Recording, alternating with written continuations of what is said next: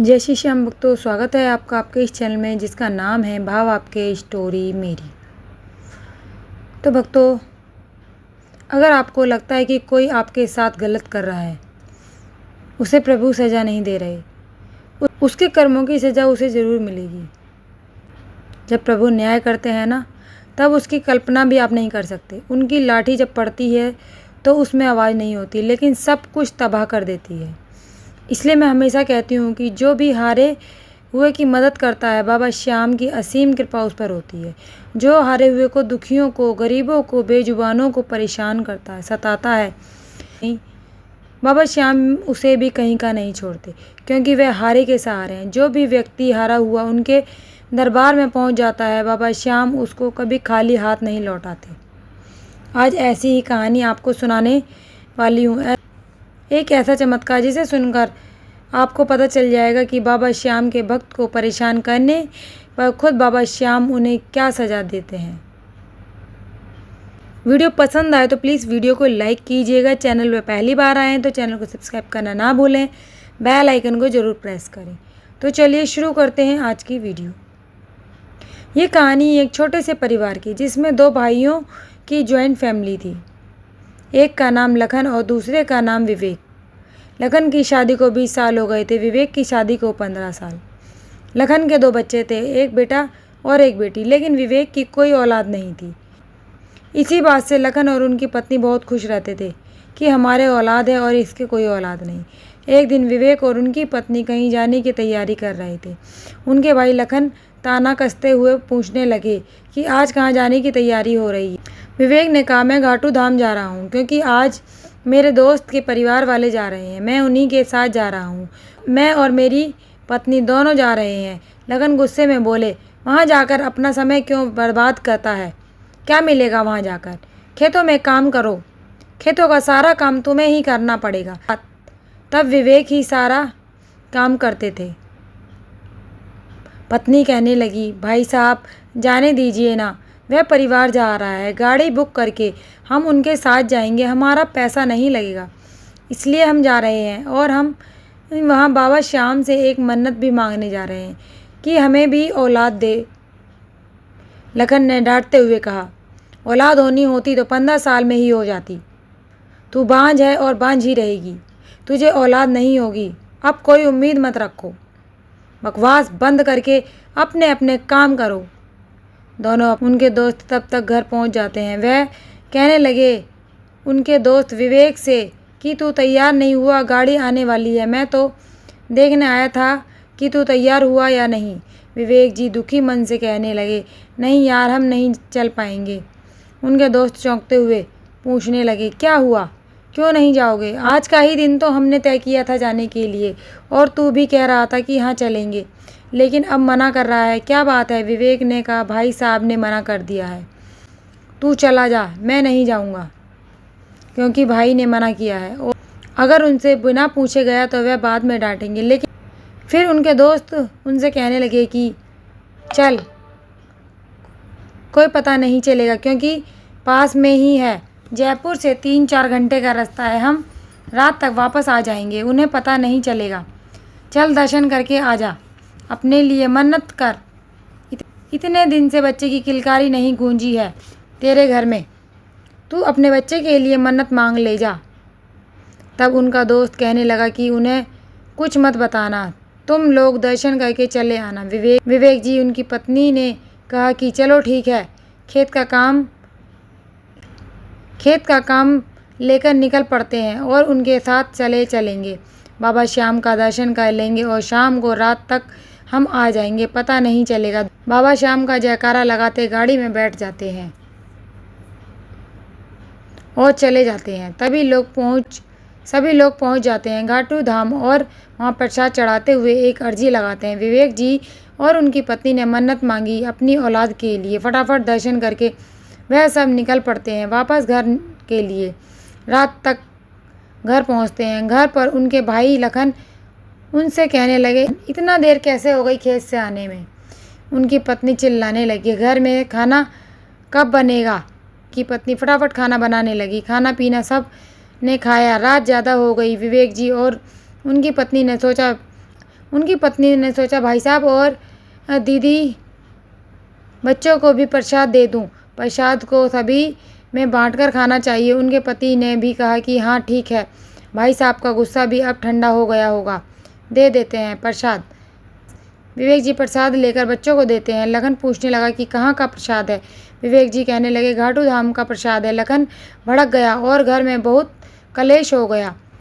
विवेक के भाई कहने लगे मेरे मना करने के बाद भी तू वहाँ क्यों गया। लखन खूब भला बुरा कहने लगे। तब विवेक ने लखन को कहा भाई साहब मैं आपकी हर बात मानता हूँ, आपकी बातों को मैं कभी नहीं टालता हूँ। भैया मैं सिर्फ बाबा श्याम के दर्शन करने गया था, उनसे अपने लिए एक औलाद मांगने गया था। लखन ने गुस्से में विवेक के ऊपर हाथ उठाया और कहा कि अगर तू मेरी इज्जत करता है तो अपने हिस्से की सारी ज़मीन अभी की अभी मेरे नाम कर। मेरा बेटा ही इस घर का वारिस है, जो ज़मीन जायदाद का असली हकदार भी है। विवेक जी कहने लगे कि मैं यह सब कुछ आपके नाम कर दूंगा या बेटे के नाम भी कर दूंगा, जिसके नाम कहोगे उसके नाम कर दूंगा, लेकिन अभी जल्दी क्या है। मेरे वैसे भी अभी कोई औलाद नहीं है, जो कुछ है सब आपका ही है। मेरे हिस्से का खेत भी तुम्हारा ही है भाई, परेशान मत हो। इस टाइम लखन बहुत गुस्से में थे और विवेक के पीछे पड़ गए कि अभी की अभी अपने हिस्से की ज़मीन मेरे नाम कर। तब विवेक बहुत परेशान थे, रोज़ रोज़ के ताने लड़ाई से सोच रहे थे हमारी कोई औलाद नहीं। अपने भाई के नाम ज़मीन करके अपने एक एक जोड़ी कपड़े लेकर वह दोनों निकल पड़ते हैं। अगर उन्हें बताकर जाते तो वह जाने नहीं देते, तो बिना बताए ही चल पड़े। वह लोग कहीं जयपुर में कुछ दूर पर 2-3 घंटे की दूरी पर एक कमरा ले लेते हैं। कमरा किराए पर लेकर उसमें रहने लगे। तब वहीं आसपास छोटा मोटा काम मिल गया। विवेक साथ काम करने वाले एक व्यक्ति ने विवेक जी से पूछा कहाँ से आए हो, तुम्हारा गांव कहाँ है। विवेक जी ने सब कुछ बताया। यही 2-3 घंटे की दूरी पर मेरा गांव है। उन्होंने अपनी सारी आप बीती बताई और घाटू बाबा के दर्शन करने चला गया था, इसलिए बहुत लड़ाई हुई थी। मुझ पर हाथ भी उठा लिया गया। उनका दोस्त कहने लगा तुम घाटू बाबा पर भरोसा रखो, वह तुम्हारे साथ कभी भी कुछ गलत नहीं होने देंगे।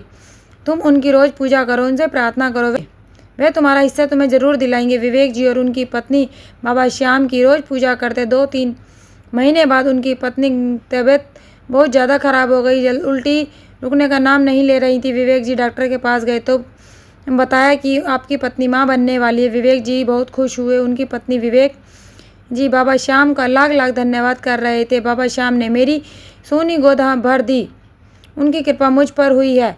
विवेक जी गाँव में अपने दोस्तों के पास फ़ोन करके खुशखबरी बताई कि यार इतने दिनों बाद, इतने सालों बाद बाबा ने मुझ पर कृपा करी है, मैं बाप बनने वाला हूँ। उन्होंने अपने भाई का हालचाल पूछा कि वह लोग कैसे हैं।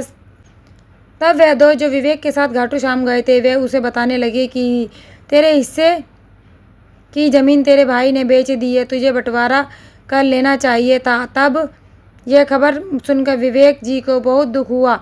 मेरे भाई ने मेरे साथ विश्वासघात किया है। वह दोस्त के पास कभी कभी विवेक जी फ़ोन करते थे, अपने घर का हालचाल लेते थे। विवेक जी ने अपनी पत्नी को सारी बात बताई। उनकी पत्नी ने कहा कि छोड़ दो, जाने दो, जो किया है वह बाबा श्याम उन्हें दंड खुद देंगे, तुम परेशान मत हो। हमारे साथ जैसा उन्होंने किया है बाबा श्याम देखेंगे, यही न्याय करेंगे। विवेक जी अपने काम धाम पर ध्यान लगाने लगे। उनको एक बेटा हुआ। विवेक जी कमाते, अपनी पत्नी बच्चों का पेट पालते। एक दिन उन्होंने फिर से फ़ोन किया अपने दोस्त को। उनका दोस्त बताने लगा कि तुम्हारे भाई का बेटा बम्बई गया था अपने दोस्त के साथ घूमने। उसको उसके माता पिता बहुत प्यार करते थे। वह धीरे धीरे पैसे मांग शराब पीने लगा था। बेटा बम्बई में और खूब जुआ खेलने लगा था, यहाँ तक कि 5 लाख का कर्ज भी हो गया, जो लखन ने चुकाया। इतना ही नहीं, रात में किसी दुकान से गहने की चोरी, 50 लाख के गहने की चोरी करके भागा। वहाँ की पुलिस आई थी, धमकी देकर गई है। अब वे अपने हिस्से की सारी ज़मीन बेच रहे हैं कर्ज भरने के लिए। विवेक जी सुनकर बहुत दुखी होते हैं। उनकी पत्नी को तो बहुत गुस्सा आ रहा था कि इतना तुम मुँह बनाकर क्यों बैठे हो। बहुत प्यार था ना अपने बेटे पर, सर चढ़ा रखा था। बेटे को और अमीर करने के चक्कर में हमारा हक भी बेच दिया। अब भुगतेंगे।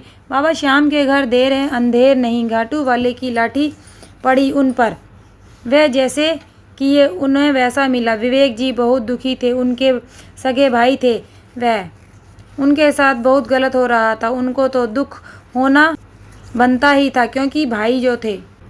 फिर विवेक जी चारों तरफ से टेंशन छोड़कर अपने काम में व्यस्त हो गए। ऐसे ही 1 साल बीत गया। विवेक जी का बेटा भी 2.5 साल का हो गया था। फिर एक दिन विवेक जी ने गांव में फ़ोन किया। उनके दोस्त ने बताया कि 1 हफ्ते पहले लखन का बेटा घर आया था और लखन उसे डांटने लगा, मारने लगा, कि उससे कहने लगा, लखन की नशा करके इतना कर्ज लिया, जुए में 5 लाख हार गया, इतना बर्बाद हो गया है तू, यहाँ तक कि एक सुनार की दुकान से तूने गहने भी चुराए हैं। हमने नहीं सोचा था कि हमारे साथ ये सब होगा। हमारे ऊपर क्या बीत रही है। रोज़ पुलिस वाले आकर हमें धमकी देके जाते हैं। तो वो भी नशे में धुत था। लखन ने उसे खूब डांटा मारा, तब उल्टा उसने अपने पिताजी पलट कर हाथ उठा लिया और मारने लगा। आसपास के लोगों ने छुड़ाया और फिर से वह घर से भाग गया। सारी बातें सुनते ही विवेक बहुत परेशान हो जाता। वह लोग निकल पड़े और गांव पहुंच जाते हैं। गांव पहुंचकर देखते हैं कि भाई अकेले बैठकर रो रहे थे। विवेक जी को देखते ही उनके भाई की आंखों में आंसू आ गए। विवेक जी ने दौड़कर अपने भाई को गले लगा लिया। भाई साहब, आप इस हाल में गंदे मैले कपड़े पहने हुए जमीन पर बैठे हुए, सर पर हाथ रखे, तब तक भाभी भी घर से बाहर आ गई। उनके आंसू थे, वे दोनों कुछ नहीं बोल पा रहे थे, बस फपक फपक कर रो रहे थे और विवेक से कह रहे थे कि विवेक मुझे माफ़ कर दो, मैंने तेरे साथ गलत किया। विवेक, तेरे हिस्से की ज़मीन मैंने बेच दी, यह घर भी गिरवी रखा है। मैंने लालच में तुझे कितना भला बुरा कहा। गाँव में मेरी इज्जत मिट्टी में मिल गई है। जिस बेटे पर इतना घमंड था वह नशेड़ी बन गया, मुझे मारकर भाग गया। लखन जी अपनी सारी आप बीती विवेक जी को बताते हैं। विवेक जी ने कहा, भैया सब कुछ भूल जाओ, कोई बात नहीं है, इस घर को मैं छुड़ाऊंगा। वह अपने भाई से कहने लगे कि चलो बाबा श्याम के दर्शन करने चलते हैं, उनसे अपनी गलती की माफ़ी मांगना, अपने बेटे को सुधारने की अर्जी लगाना। बाबा श्याम के सामने उनकी कृपा से आपका बेटा जरूर सुधरेगा और घर लौटेगा। भक्त श्याम भक्तों, उनके घर में न्याय होता है। श्याम भक्तों, इंसान की नीयत और कर्म ही उनका भविष्य तय करते हैं। जो दूसरों के लिए गड्ढा खोदते हैं, एक दिन उसी गड्ढे में खुद गिर जाते हैं। लेकिन प्यार, परिवार, ईश्वर में आस्था ही सच्ची दौलत है। जो बाबा श्याम पर विश्वास करता है, जो उनके आगे समर्पित हो जाता है, फिर बाबा श्याम भी उनका साथ कभी नहीं छोड़ते हैं। कभी भी किसी के साथ अन्याय ना करें, क्योंकि जब बाबा श्याम देने पे आते हैं तो छप्पड़ फाड़ कर देते हैं और जब लेने पर आते हैं तो चमड़ी तक उधेड़ देते हैं। आज जहाँ विवेक जी रहते हैं वहीं उन्होंने नीचे एक दुकान भी रेंट पर ले रखी है, जहाँ उन्होंने अपने किराने की दुकान खोली है। उसी में वह बैठती हैं, जो कि बहुत अच्छी चलती है। बाबा श्याम की कृपा से विवेक जी ने वह घर भी छुड़वा लिया। विवेक जी के जीवन में हुई बाबा श्याम का चमत्कारी सत्य कहानी यहीं पर समाप्त होती है। वीडियो पसंद आई हो तो प्लीज़ वीडियो को लाइक कीजिएगा। चैनल पर पहली बार आए हैं तो चैनल को सब्सक्राइब करना ना भूलें, बेल आइकन को ज़रूर प्रेस करें और कमेंट में जय श्री श्याम का जयकारा जरूर लगाइएगा। तो मिलते हैं अगली वीडियो में बाबा के अगले चमत्कार के साथ। तब तक के लिए जय श्री श्याम।